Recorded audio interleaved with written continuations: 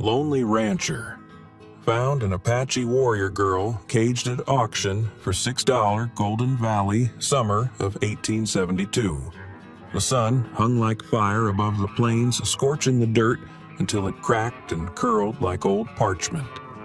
Heat shimmered off the tin rooftops of the half-dead town where the air was thick with dust and sweat heavy as a blacksmith's forge.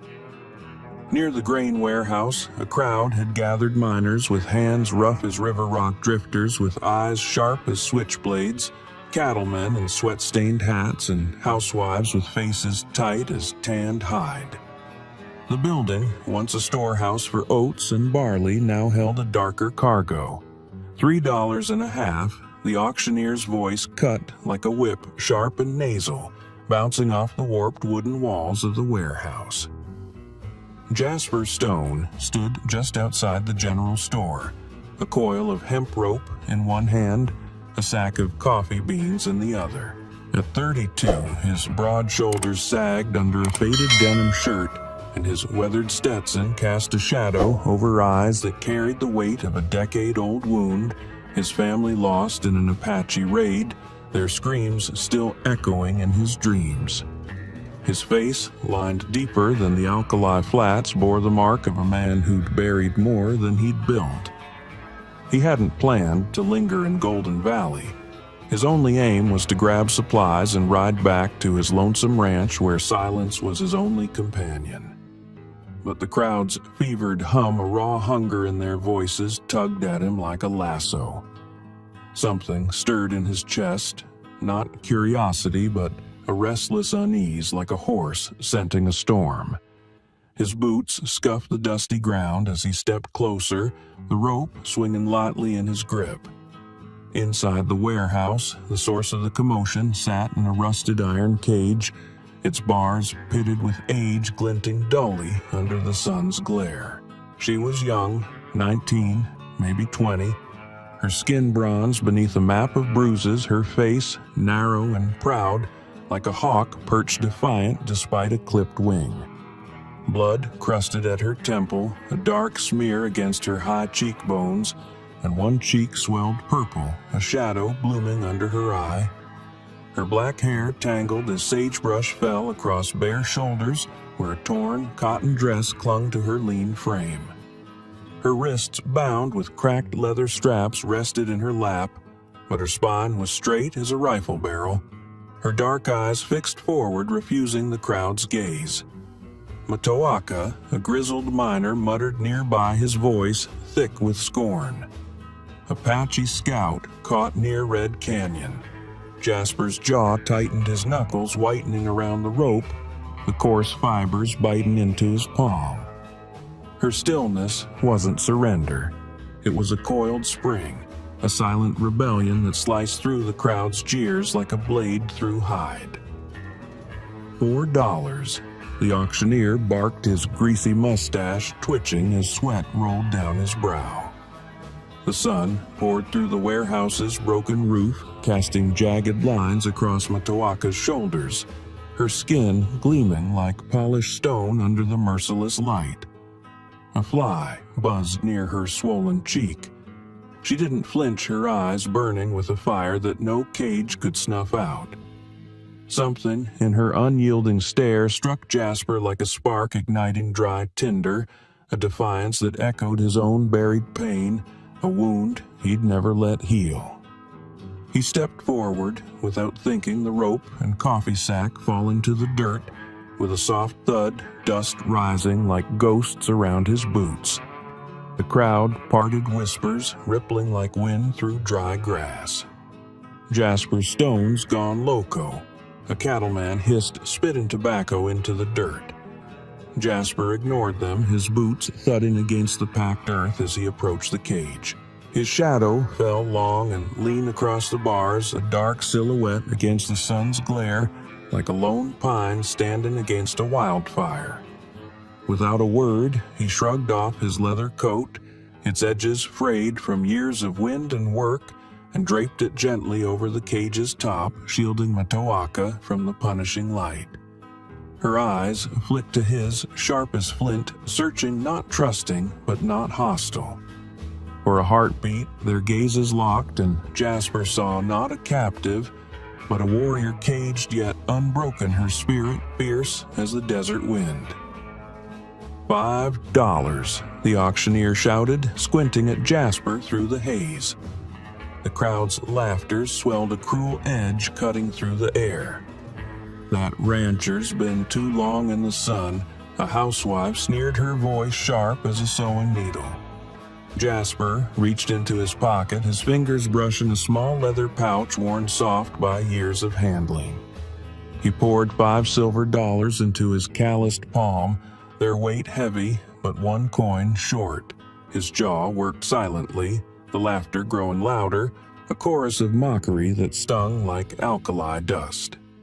Then a hand touched his elbow, light but steady. He turned to see Can sat Truong, Silas Vance, his dusty brown coat, unbuttoned spectacles slipping down his weathered nose. Silver hair glinted under his hat, and his eyes, kind but etched with the weariness of a man who'd seen too much, held Jasper's gaze. "Don't let your conscience borrow trouble it can't repay," Silas said, low-pressing a single silver coin into Jasper's hand, its cool weight a quiet anchor. Jasper nodded, not in thanks, but in understanding, his throat tight as a cinched saddle. He stepped forward, holding up the $6, the coins glinting like stars in the sunlight. "6, he called, his voice rough but steady, cutting through the crowd's murmurs like a knife through rawhide. The auctioneer blinked, then shrugged his gavel, banging against a splintered crate. "Sold to the man with the long shadow," he declared, his voice dripping with disdain. The crowd's laughter faded into uneasy whispers as a deputy fumbled with the cage's lock, the chains clattering to the ground like broken promises.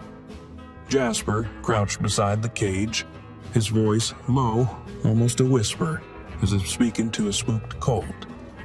"I'm Jasper," he said, his breath catching on the words. "I ain't here to hurt you." Matoika's eyes met his again, calculating like a coyote sizing up a trap, her gaze a blade honed by years of survival.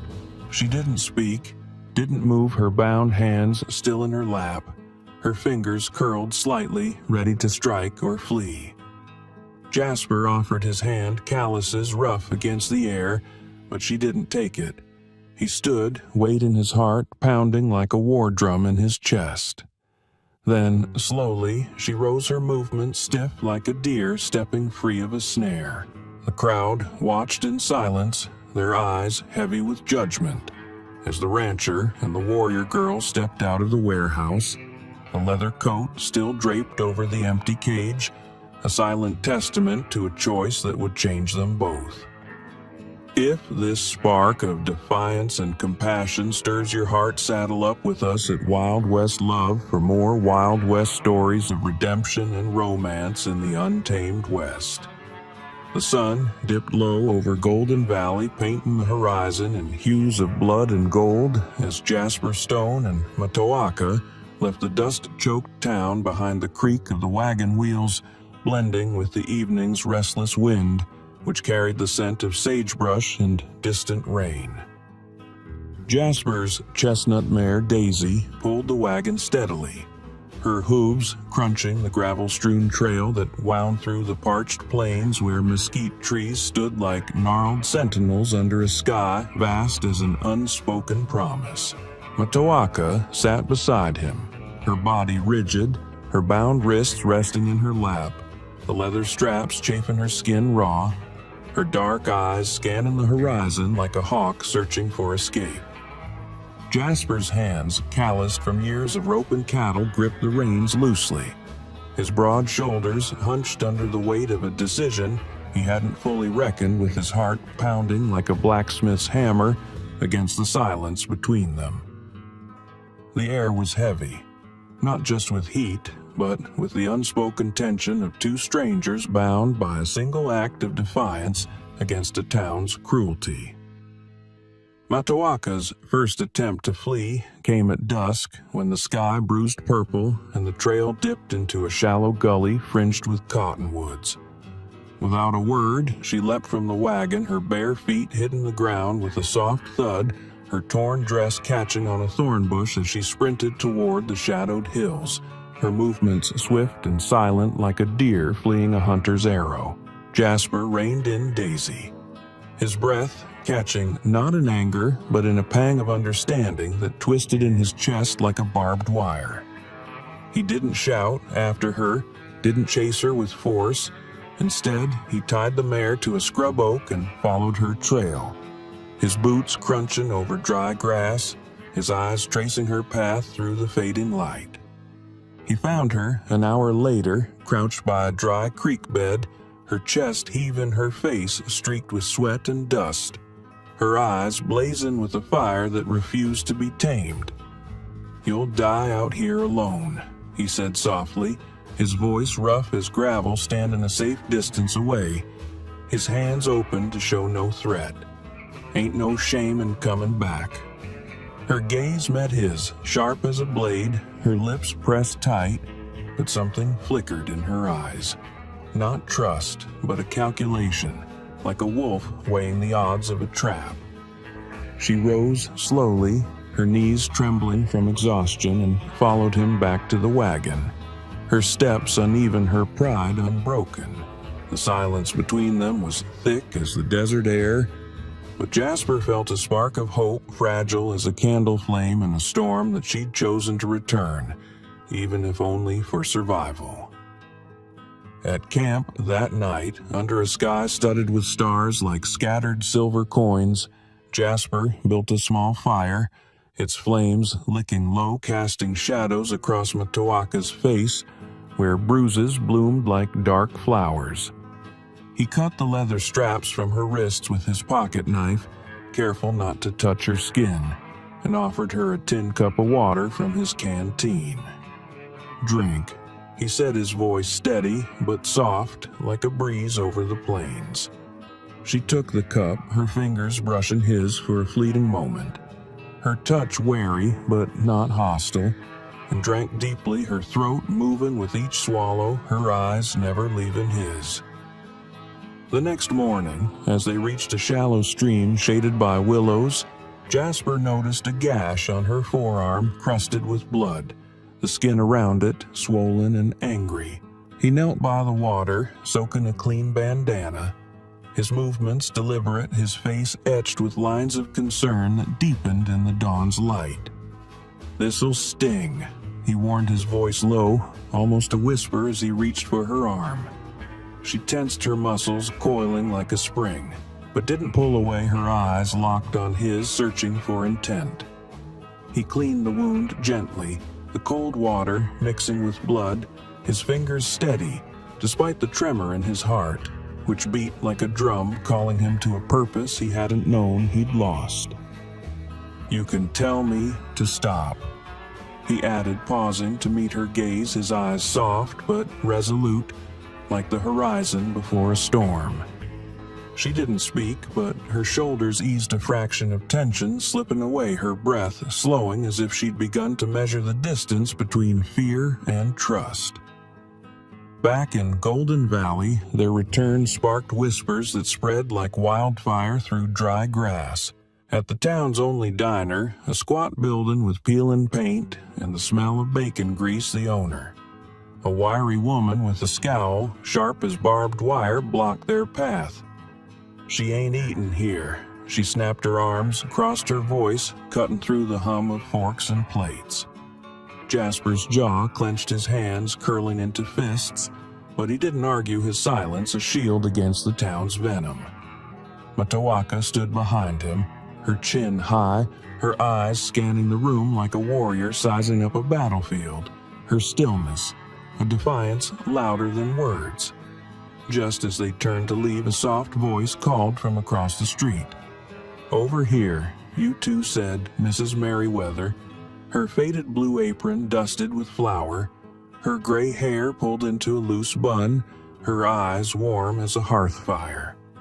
Her shop, Mary's Bread and Brew, glowed with the scent of fresh bread and molasses, its single table a haven in the storm of prejudice. They sat, the wooden chairs creaking under their weight, and Mrs. Merriweather placed a bowl of stew before Matoaka, steam curling like a prayer into the air.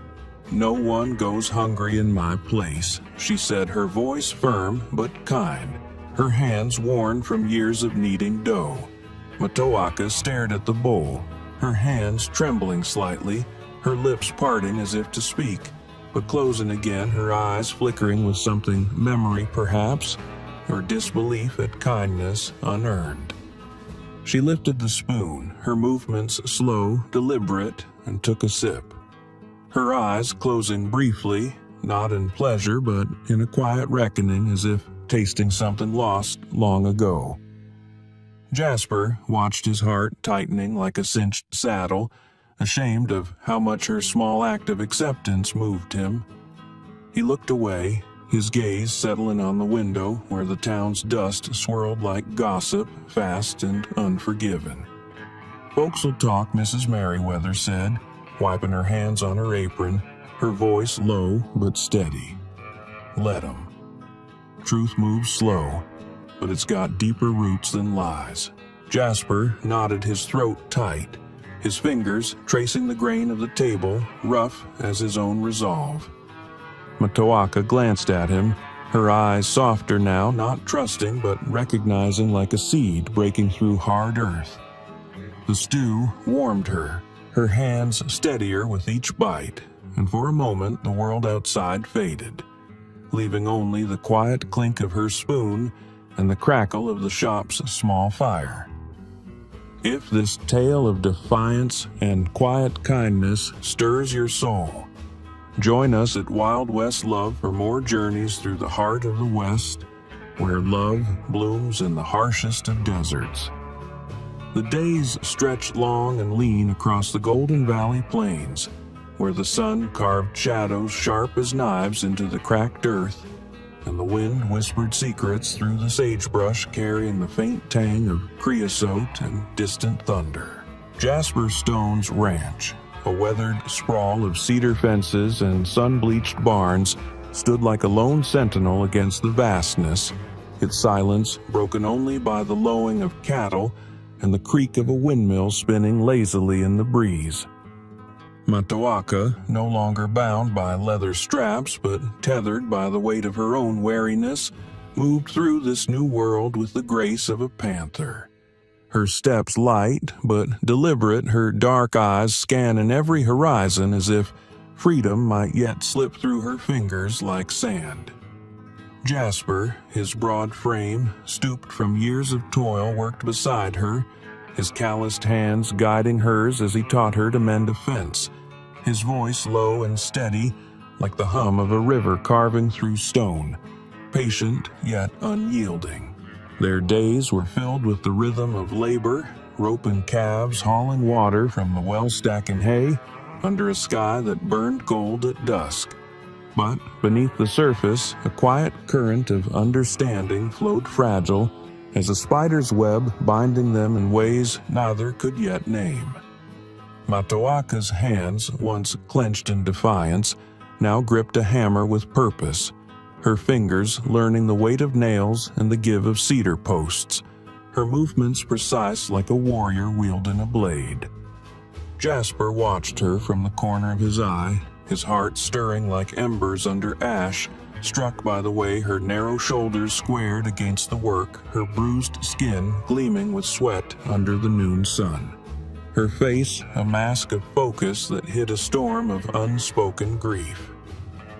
One evening, as the sky bled crimson into indigo, he led her to the edge of the ranch, where a patch of wild sage grew thick, its silver leaves catching the last light like scattered coins. "This land knows how to survive," he said, kneeling to crush a leaf between his fingers, releasing its sharp, clean scent. "You show it, care it gives back." Matoaka knelt beside him, her torn dress brushing the dirt, her eyes tracing the sage's stubborn roots. Her silence not empty, but heavy like a riverbed waiting for rain. She reached out her fingers, brushing the leaves, and murmured a word in Apache, Wachon Iwe. Her voice soft as a breeze, teaching him the name of the plant in her tongue. Jasper repeated it, stumbling over the syllables, and for the first time her lips twitched, not quite a smile, but a crack in her armor, fleeting as a star's reflection in a stream. Their nights were haunted by ghosts. Neither spoke of Jasper's dreams, filled with the screams of his lost family, Matoaka's, with the clash of steel and the cries of her kin. They sat by the fire, its flames dancing like restless spirits, the crackle of burning cedar filling the silence between them. One night, as the moon hung low, swollen and yellow like a warning, Matoaka's hands trembled, her eyes distant, lost in a memory that carved lines of pain across her face. Jasper didn't reach for her, didn't speak, but slid a tin mug of coffee across the rough-hewn table, its steam curling like a prayer into the chill air. She took it, her fingers wrapping around the warmth, her gaze meeting his. Not with gratitude, but with recognition, like a hawk acknowledging a fellow survivor. "You carry it too," she said, her voice low, her first words to him in days sharp and clear as a bell in the desert night. Jasper nodded, his throat tight, his eyes tracing the fire's glow on her cheek where the bruise had faded but left a shadow like a map of battles fought and won. The town's venom followed them like a shadow, its whispers coiling through the streets of Golden Valley, where gossip rode faster than a stagecoach, twisting truth into tales of scandal. At the saloon, a squat building reeking of whiskey and stale tobacco trouble brewed thick as molasses. Jedediah Voss, a cattle baron with a face hard as flint, stood with his son, Rhett, and Clay Danner, a wiry miner with a temper sharp as a spur. Their eyes locked on Jasper as he entered Matoaka at his side, her chin high, embed high, her posture rigid, her hands curled at her sides ready to strike. "Well, look at this." Rhett sneered, his thumbs hooked in his belt, his voice dripping venom, the rancher and his savage. Jasper's jaw clenched, his hand resting on the hilt of his knife, his voice low and cold as a winter stream. "She ain't mine, and she ain't yours to judge," he said, stepping in front of Matoaka, his broad frame a shield. "She's free, and you'll leave her be, or you'll answer to me." Clay laughed a harsh bark, his eyes glinting like a snake's. "You think you can parade her around like some prize she's Apache stone. Blood and fire, that's all they know." Matoaka's fingers twitched, her body coiled like a spring, but Jasper's voice cut through sharp as a whip. "She's more than you'll ever be." He said his words heavy with conviction, his eyes burning with a fire that matched her own. "Touch her system and you'll find out what a real fight looks like." The saloon fell silent, the air thick with tension as Jedediah stepped forward, his heavy frame looming, his voice smooth but menacing like a rattlesnake's hiss. "You're making enemies, Stone. This ain't over." Jasper didn't flinch his hand, steady his gaze unyielding. "Good. Gives me something to look forward to," he said, his voice a low growl, a line drawn in the dust. Matoaka's eyes flicked to his, a spark of something new, respect perhaps, or the first embers of trust igniting in their depths like a fire catching in dry grass. They left the saloon under a cloud of stares, the weight of the town's judgment pressing against their backs like a storm. Outside, under a sky streaked with stars, Jasper handed Matoaka a small parcel wrapped in brown paper, his fingers brushing hers, rough but gentle. "Open it," he said, his voice soft as the night breeze. Inside was a single caramel, its wrapper worn but intact, a relic from his mother's kitchen kept for years in his saddlebag. "Ain't much," he said, his eyes fixed on the ground, his heart pounding like a stampede. But it's sweet. Helps sometimes. Matoaka unwrapped it slowly, her fingers careful, her face unreadable, like a desert canyon hiding its secrets. She placed it in her mouth, chewing slowly her shoulders, easing her eyes, softening, not with joy, but with a quiet wonder, like a flower blooming in cracked earth. For a moment, their eyes met, and the silence spoke louder than words, a fragile bridge spanning the chasm between them. Back at the ranch, under the flickering glow of a lantern, Jasper sat at his table, carving a piece of cedar into a small horse. His hands steady, but his mind restless, haunted by the fire in her eyes. Matoaka stood by the window, her silhouette sharp against the moonlight, her arms across her gaze distant like a lone wolf watching the horizon. "Why?" she asked suddenly, her voice cutting through the quiet, sharp and clear. Jasper paused, his knife still, his heart lurching like a spooked colt. "Why, what?" he replied, his voice low, rough with emotion. "Why me?" she said, turning to face him, her eyes piercing her face, a map of courage and pain. He set the carving down, his hands trembling slightly, his voice steady as stone. "Because I've seen what it's like to lose everything," he said, his eyes meeting hers raw and open like a wound laid bare. "And I couldn't let it happen to you." The night stretched on the wind, carrying the howl of a coyote, lonely but fierce, like the bond growing between them, unspoken but strong. If this tale of courage and quiet connection grips your heart, ride with us at Cowboy Love Stories, where the West's wild spirit meets the tender pulse of love, forged in fire and time. Scene 4. Flight through the night and the price of freedom. The night cloaked Golden Valley in a shroud of stars, their cold light scattering across the plains like broken promises, while the wind howled through the mesquite, carrying the sharp scent of dust and impending rain, as if the land itself sensed the storm brewing in the hearts of men. Jasper Stone and Matoaka, bound by a fragile thread of trust, woven through days of shared labor and quiet glances, faced a new peril that threatened to unravel their bond as whispers of vengeance from Jedediah Voss and his men coiled through the town like smoke from a smoldering fire. The ranch, once a haven of cedar and starlight, now felt exposed, its fences trembling under the weight of a darkness that crept closer with each passing hour.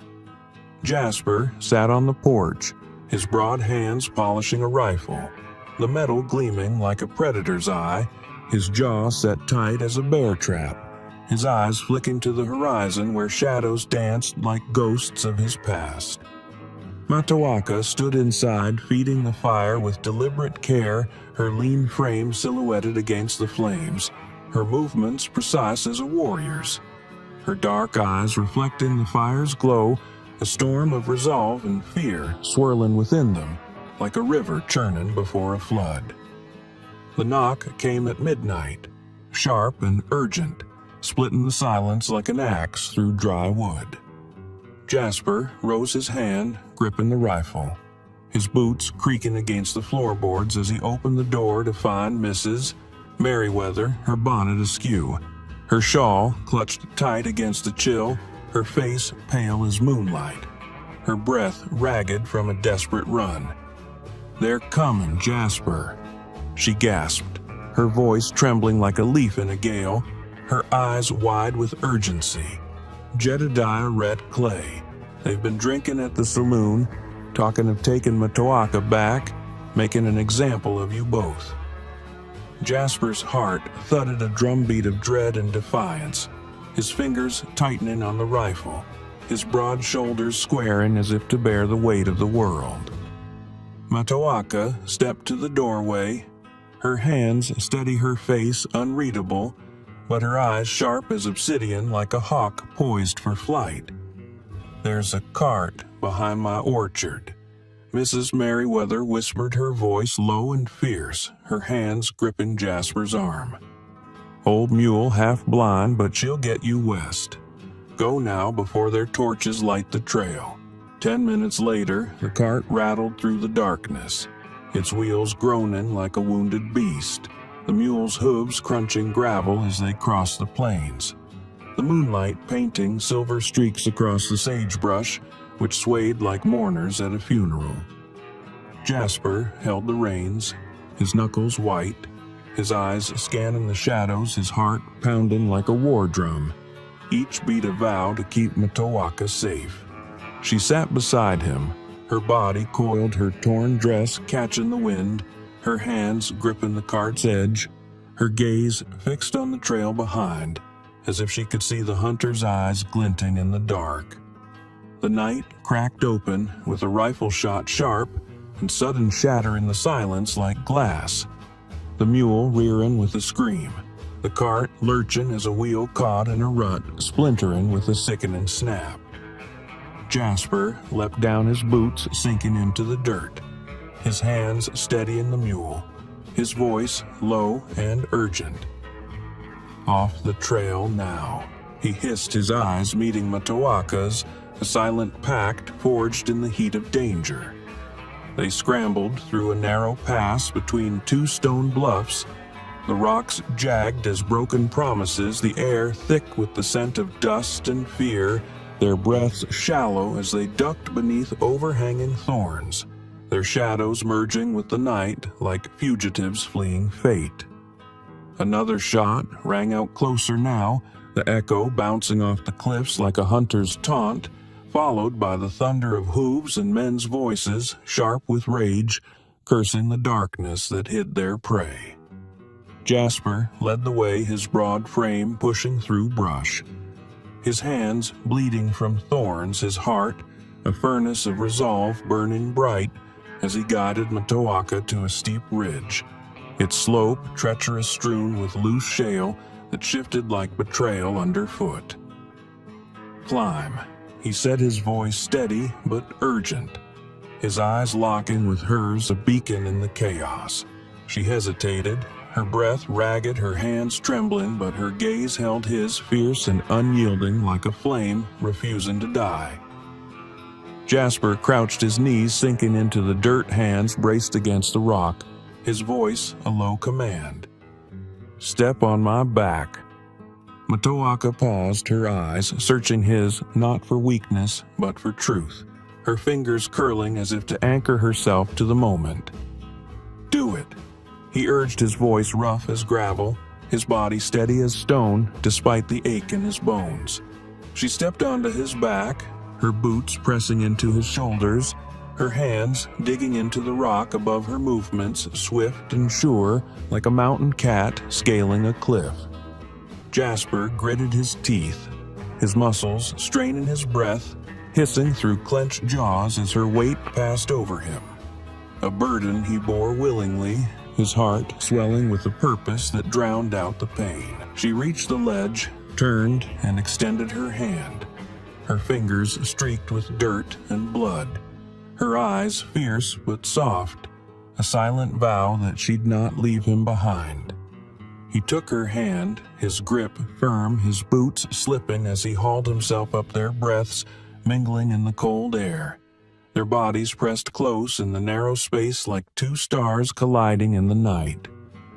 At the summit, they collapsed against a slab of rock, their chests heaving, their eyes scanning the darkness below, where voices echoed, searching but not yet, climbing their torches, flickering like wolves' eyes in the distance. Jasper reached into his coat, his fingers brushing the crumpled paper. The bill of sale, its ink smudged Matoaka's name, misspelled a relic of a wrong he'd never meant to commit. He held it to the moonlight, its edges frayed like his own regrets, and tore it once, twice, the pieces fluttering like ash into the abyss. "You ain't owned," he said, his voice low, heavy with conviction, his eyes meeting hers, raw and open like a wound laid bare. "Not bought, not saved, just free." Matoaka's eyes glistened. not with tears, but with something deeper, older, like a river finding its course, her hand resting lightly on his. Not in gratitude, but in recognition, a silent pact that they were in, this together two souls forged in the crucible of flight. The wind howled, carrying the promise of dawn as the distant shouts faded, the hunter's resolve breaking against the night's vastness. If this tale of courage and quiet bonds grips your heart, comment one below and ride with us at Western Stories and Wild West Stories, where love and freedom rise from the ashes of the frontier. Scene 5. A new dawn and a home. Reborn dawn spilled over Golden Valley like molten gold, painting the sagebrush and cedar fences in hues of amber, as if the land exhaled a sigh of relief after the night's chaos. The air sharp with dew and earth, a fragile promise of renewal. Jasper Stone and Matoaka, weary from their flight through jagged bluffs, returned to the ranch under a vast sky, their footsteps heavy on dew-slick grass, their breaths mingling in the cool air, each exhale a testament to survival, their bond forged in danger, glowing like embers ready to catch fire. The ranch, its barns weathered but sturdy, its windmill creaking like an old lullaby, stood as a haven reborn, its silence alive with possibility mirroring the shift in their hearts. Jasper's broad frame, taut from the night's peril, moved with purpose, his calloused hands unlatching the gate, his eyes scanning the horizon, not for threats but for a future he could scarcely imagine. Matoaka walked beside him, her lean form steady, her torn dress replaced by Jasper's shirt sleeves rolled to her elbows, her dark hair catching light like a raven's wing, her eyes sharp, yet softened like a blade sheathed after battle, her spirit fierce, yet finding rest in this fragile peace. Weeks wove a tapestry of labor and healing, as Matoaka's hands, once clenched in defiance, turned the earth, planting corn and beans in a garden that bloomed like a hymn against the barren plains. Her fingers deft coaxing life from soil, her face glowing with sweat and purpose, a warrior remade into a creator. Jasper worked beside her, his shoulders heaving as he hauled water, his voice low, teaching her to mend harnesses, his rare laugh warm like sunlight through storm clouds when she outworked him. Her strength, a quiet challenge that stirred his heart, like a colt finding its legs. She taught him Apache star names, Weacho, Iwe, for the brightest rolling off her tongue like a prayer. And he listened, his hands pausing over a fence post, his eyes tracing her face where bruises had faded, leaving sharp lines of resolve like a canyon carved by time. Evenings on the porch under a lantern's golden glow were silent but heavy, like a river carrying secrets, their glances weaving a bond stronger than words. Matoaka's courage drew others, her spirit a beacon, lighting the ranch like a flame in the dark as Apache children visited their laughter, ringing like bells clutching slates as she taught them to write, her voice firm yet patient, her eyes alight with purpose bridging worlds torn by hate. Jasper watched, his heart swelling like a tide, his hands idle, his face softening as he saw her as a leader, her spirit soaring like a hawk freed. One evening, as the sky burned lavender, he sat at his scarred desk pulling out a leather-bound deed, its ink spelling the ranch's boundaries in a steady hand. He called her inside, his voice rough but warm like a banked fire, and handed her the deed, his fingers brushing hers heavy with intent. "This place lives because of you," he said, his eyes raw like a healed wound, scarred but strong. "It's yours." Matoaka's breath caught her fingers trembling as she traced the paper, her eyes glistening with a fire brighter than sorrow, like a star refusing to fade. "You don't own me," she said, her voice a river finding its course, "but you gave me this." Jasper shook his head, throat-tight hands on the table, calluses a map of his journey.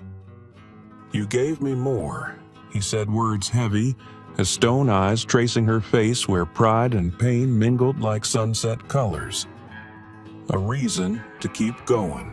She nodded her hand on his, not gratitude but partnership fingers entwined like roots.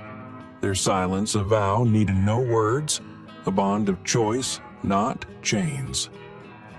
Under a full moon, bright as a silver dollar, Jasper built a fire in the yard, flames leaping like freed spirits, cedar logs crackling a song of release. He held the tattered bill of sale, Matoaka's name misspelled, and fed it to the fire, watching it curl, resisting, as if it knew its power was gone. Ashes rose like ghosts, and Jasper felt a weight lift his heart. Light, his past burned away, leaving the man he'd become beside her. Matoaka stood close, firelight bathing her face, eyes reflecting flames, her body still but alive, like a tree reaching for the sky. "Free," she whispered, fierce and soft a word, carrying 1,000 battles, her hand finding his fingers, locking a promise they'd chosen each other as equals bound by love. Their wedding came in spring, the garden Matoaka planted, bursting with wildflowers, a riot of life, the air sweet with bloomed children she taught, gathered close laughter, dancing with the breeze. Jasper stood beside her denim shirt, pressed hat in hands, eyes soft as dawn, whispering, "Welcome, Mrs. Stone," sealing their home. Matoaka's laugh broke free bright as sunlight piercing clouds her face, a light, hands steady in the green dress he'd given its embroidery a map of their journey. If this tale of redemption and love grips you, comment one below and join Western Stories and Wild West Stories, where the frontier's heart beats with courage and connection.